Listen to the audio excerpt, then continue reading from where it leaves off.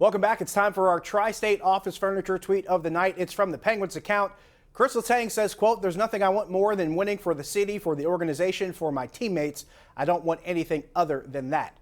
End quote. The Penguins defenseman is showing virtually no signs of slowing down at 34 years old. So that is from Chris Letang. And like we mentioned earlier in the show, Penguins trying to trim down that preseason roster, Paul. They sent 6 players down to minor league camp today. So we'll see how things go. They start the season Tuesday night in Tampa, so they still have some time left to figure out what they're going to put on the ice down there against the Lightning. 412-575-2600 is the number. Before we start taking calls, Paul, we got a tweet from James who says, playoffs in MLB are reminding us again of former Pirate failures. Jordan Luplow, also former Pirate pitchers Garrett Cole with the Yankees, Charlie Morton with the Braves, Shane Baz and Tyler Glasnow with Tampa. Glasnow, of course, is injured, and Austin Meadows as well. Says, too bad we could not have kept these guys together. Now, I have one argument against that. They kept them together, and they still didn't do anything. Mine is Baz, but you see where I'm going with this, right, Paul? Well, I mean, if you kept them together now and they all played like they would, I mean, could you imagine the Pirates pitching staff if they had Charlie Morton, Garrett Cole, and Shane Baz, and who else are we talking about? Glasnow.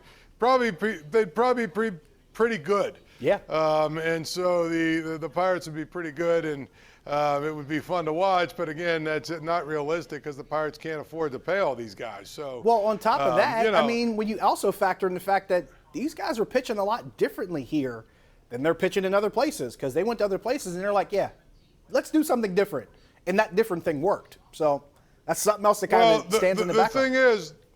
The thing is, if they were still here with a different pitching coach than they had when they were here, probably maybe it would have been, although what's this guy's name, Oscar Marin? I'm not sure that I've seen. I'm not sure that I've seen a whole lot from him either. You see where I'm going with this. He was supposed to he was supposed to change the philosophy and change some things. And I'm not being facetious when I say this, Josh. No, not at all. We agree. Can you name one pitcher who is better today than they were April 1st? David Bednar. I just can't. He's the only one. David Bednar. Okay. That's it. And he's a reliever. David Bednar. So technically he doesn't count. All right. Okay. Has Mitch Keller gotten better? No. I mean, he's not gotten better. JT Brubaker was serviceable at one point. Now, I mean, he's not even that. I had high hopes for him, too. Russell Crowe or whatever the hell his name is. I mean, that guy he's just not even. I mean, that guy's not even. If he's in the rotation next year, forget about it. I mean, I'm serious. You look at every one of these guys that we keep hearing about, and it's like these guys have not gotten better.